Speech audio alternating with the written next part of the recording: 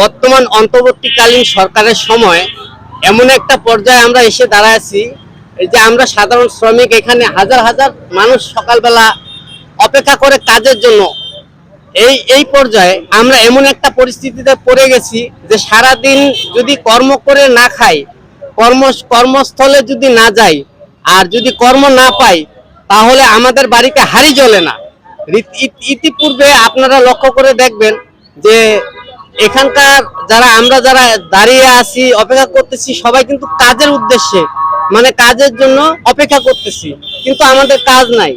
এখানে অনেক সম্ভ্রান্ত কিছু ব্যক্তি আছে যারা ইচ্ছা করলে আমাদেরকে কাজে লাগিয়ে দিতে পারে, কিন্তু তারা নিজেদের পোষণই করতেছে, কিন্তু আমাদের প্রতি তারা অনীহা পোষণ করতেছে, আমাদের দিকে তারা লক্ষ্য করতেছে না। আমরা ইতিপূর্বে দেখছি যে অন্তর্বর্তীকালীন সরকারের আগে গভর্নমেন্ট, যখন ফ্যাসিস্ট গভর্নমেন্ট ছিল, তখন কিন্তু সবাই আমরা কাজ করে খাচ্ছিলাম।